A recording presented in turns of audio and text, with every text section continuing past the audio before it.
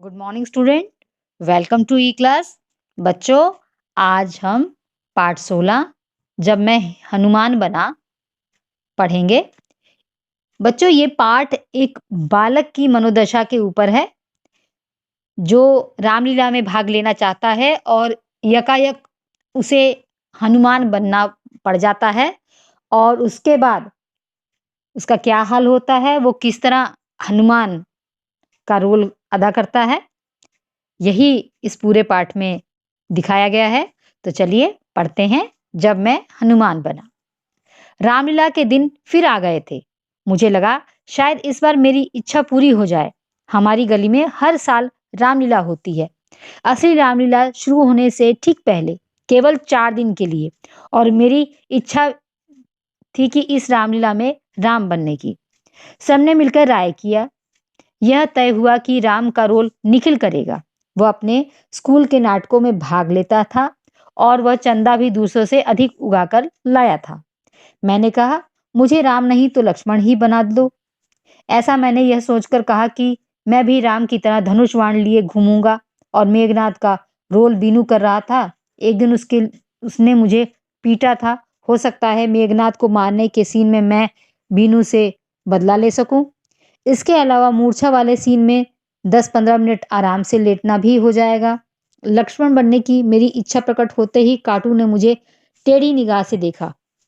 टेढ़ी निगाह यानी गुस्से से देखा।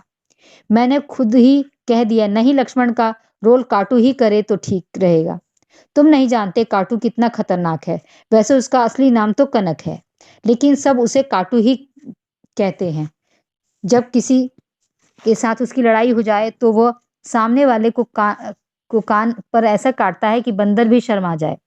अब कौन लक्ष्मण बनने के चक्कर में अपना कान कटवाए। चलो, मुझे हनुमान ही बना दो। मैं सीधा 2 पद नीचे उतर आया।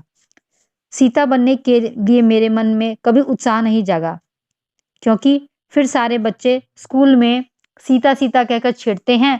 वे स्कूल के मेन गेट से पीछे पीछे हो लेते हैं और कक्षा के अंतिम बेंच तक छोड़कर आते हैं जहां मैं बैठता हूँ। कुछ तो रास्ते में चलते चलते सिर पर पंखुड़ियां और पत्तों की वर्षा भी करते हैं। हनुमान बनने के लिए तगड़ा शरीर और जोरदार आवाज होनी चाहिए। वज्र ब्रज ने छाती चौड़ी करते हुए कहा। मैं समझ गया कि हनुमान की पूंछ ब्रज के पीछे बंधने जा रही है। ठीक है, फिर मुझे कुछ नहीं बनना। मेरे 100 रुपये और धनुष बाण वापस कर दो। मैंने अपना निर्णय सुना दिया। वहां कुछ हलचल हुई। चलो शाम को कुछ करते हैं, उन्होंने कहा। रामलीला शुरू हो गई। न तो उन्होंने मुझे कुछ बनाया और न ही मेरे पैसे और धनुष बाण वापस किए। मैं रूठा रूठा सा गली में इधर उधर फेरे लगाता। कोई मिलता तो यह कहना न भूलता, यह भी कोई रामलीला है। रामलीला का अंतिम दिवस आ पहुंचा, यानी समापन दिवस। इस दिन रामलीला में रोल करने वाले सभी बच्चों को चॉकलेट, मिठाइयाँ और इनाम मिलते हैं। पिछले साल वर्मा अंकल ने सबको एक एक बढ़िया छाता दिया था और पार्षद मैम ने लंच बॉक्स, बिल्कुल नए डिजाइन वाले। मैं भी इतना अभागा हूँ। मेरे 100 रुपये भी गए और धनुष बाण भी। आज चॉकलेट, मिठाइयाँ और इनाम भी जाएंगे। क्या किसी को इतनी भी अकल नहीं कि मुझे आकर मना ले जाए? और वो निखिल स्कूल में तो बड़ा दोस्त बनता है, काम पड़ा तो सब भूल गया। मैं मुट्ठियां बीचे बीचे घर के दरवाजे पर तक जाता और फिर आता। अब उसकी बार पलटा तो देखा, दरवाजे पर नीटू, बीनू, निखिल, ब्रज और सुधी खड़े थे। ब्रज आगे बढ़ा और बोला, यार मयंक, तेरे बिना बिल्कुल मजा नहीं आ रहा। मन में नाराजगी हटा और चल, हम सब तुझे लेने आए हैं। मैंने नकली नाराजगी से कहा, मैं चलता हूं, लेकिन अब कोई रोल नहीं करूंगा। पहले सुन लो। अरे तू चल तो यार, निखिल ने मुझे खींचते हुए कहा। मैं भी आराम से खींचता चला गया। मैं यह अवसर खोना नहीं चाहता था। मुझे स्टेज के पीछे ले जाया गया। वानर सेना में भर्ती किया गया। रेशमी लाल कुर्ती पजामा पहनाया गया और चेहरे पे बंदर का मुखौटा लगाया गया, जो मेरे चेहरे से दुगना ही होगा। करने कराने को कुछ था ही नहीं, बस उछल उछल कर श्री रामचंद्र की जय, बजरंग बली की जय, जय श्री राम, जय हनुमान गुंजाना था।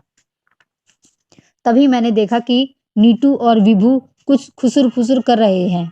जासूसी करने पर पता चला कि व्रज अपने मामा के साथ रेड क्रॉस मेले में ऊंचे झूले का आनंद लेने चला गया है।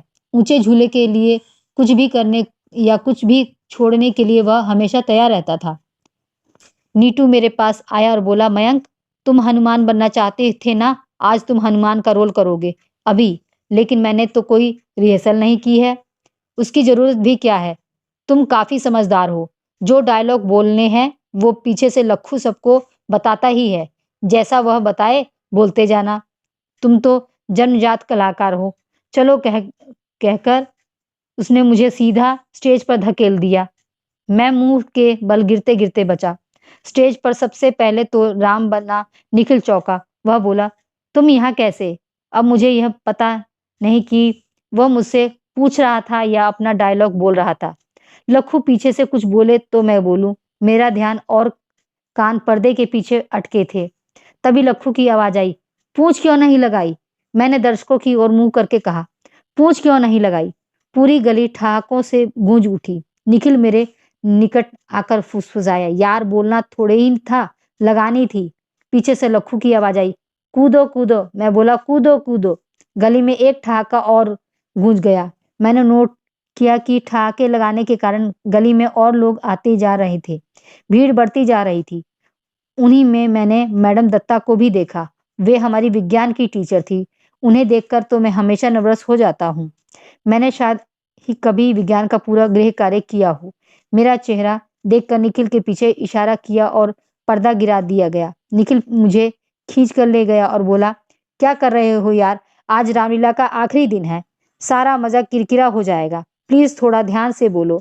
ठीक है, अब कोई गड़बड़ी नहीं होगी। मैंने निखिल के कंधे पर हाथ रखकर कहा। पर्दा फिर उठा।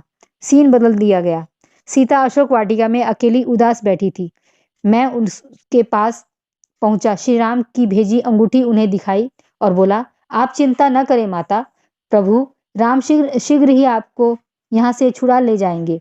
सीता माता ने श्री राम और लक्ष्मण की कुशलक्षेम पूछी और बोली, आह, मैंने लक्ष्मण का कहा क्यों न माना। प्रभु से और वियोग सहा नहीं जाता। वे फूट फूट कर रोने लगी। धीरज रखिए माते, मैंने घुटनों के बल बैठते हुए कहा। बैठते ही मेरी नजर मैडम दत्ता के से मिल गई। मैं फिर नर्वस हो गया। इस बीच लखू की आवाज सुनी तो मैं हड़बड़ा में बोला, आह। गली में फिर ठहाका गूंज उठा। पीछे खड़े निखिल ने माथा ठोक लिया। इधर सीता मैया ने मेरे पांव का अंगूठा जोर से दबाया। मूर्ख, मेरे डायलॉग तू बोलेगा तो मैं क्या बोलूंगा, मतलब बोलूंगी। अब तुम चुप ही रहना। ओह, अंगूठा छोड़ो। छोड़ेगा तो चुप रहूंगा ना। मेरे इस डायलॉग पर एक बार फिर तालियां ठहाके। मेरा रूप ही मेरा दुश्मन बन गया। इस रूप के कारण ही रावण अपना धर्म भूलकर मुझसे विवाह करना चाहता है। तभी महाराज रावण की जय, लंकापति की जय का शोर मचाती राक्षसी सेना स्टेज पर मधुमक्खियों की भांति फैल गई।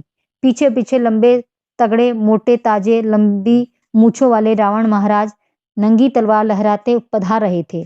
उफ, यह तो गज्जू है। कहीं यही तो मेरी ठुकाई ना कर दे। इसके 20 रुपए 1 महीने से नहीं दिए हैं और अब तो इसे यह भी जानकारी हो गई होगी कि सोमवार को इसके लंच पर मैंने ही हाथ साफ किया था। अगर मुझे पता होता कि गज्जू यहाँ मिलेगा तो मैं भूलकर भी यहाँ ना आता। मुझे नहीं चाहिए इनाम, चॉकलेट, मिठाई। मेरा दिमाग घूम रहा था। हे भगवान, रक्षा करो, मैं जोर से बोला। मैंने देखा राक्षसी सेना, सीता, राम, लक्ष्मण और लखू मेरी ओर आंखें फाड़े देख रहे थे। गली में हंसी ठहाके का माहौल था। यह तो मेरा डायलॉग नहीं था, मैंने सोचा, लेकिन रावण ने डोलती नैया संभाल ली। वह गरज कर बोला, अरे ओ पिद्दी, तू यहाँ क्या कर रहा है? बता, किसने भेजा है तुझे यहाँ? अब मैं क्या बताऊं? कहीं नीटू दिखते तो मैं कुछ बोलूं। मैं इधर उधर ताकने लगा। पीछे से लगातार लखू की आवाज आ रही थी, मैं पवन पुत्र हनुमान हूँ, श्री राम का भक्त हूँ और दूत हूँ। यदि तूने सीता मैया को रिहा कर प्रभु राम से माफी न मांगी। लखू बोलता जा रहा था और मैं हड़बड़ी में इधर उधर झांक रहा था। हर तरफ पूरी खामोशी थी। रावण फिर गरजा, रे मूर्ख, इधर उधर क्या झांक रहा है? मेरे प्रश्नों का उत्तर दे। उसने अपनी चमकदार तलवार ऐसे लहराई जैसे अभी मेरी गर्दन उड़ा देगा। मैं कांप उठा। मैं बोला, गज्जू भाई, यह सब नीटू का किया धरा है। अगर ब्रज झूला झूलने चला गया है तो इसमें मेरा क्या दोष? रावण हैरान हो रहा था। सीता मैया स्टेज छोड़कर पर्दे के पीछे भाग गई थी, जहां प्रभु राम लक्ष्मण से गले मिलकर अपना माथा ठोक रहे थे। गली में ठहाकों की बहार थी और दर्शक लोटपोट थे। पर्दा गिरा दिया गया था। ठीक है बच्चों, तो ये उस बच्चे की कहानी है मयंक की, जो कि लेखक का नाम है। और इस पूरे में नाटक में क्या कमी थी कि उसने रिहर्सल नहीं की थी। तो रिहर्सल कितनी जरूरी है इस पाठ में आपने जान लिया होगा, और इस पाठ को अच्छे से याद कर लीजिएगा। ठीक है, ओके, थैंक यू।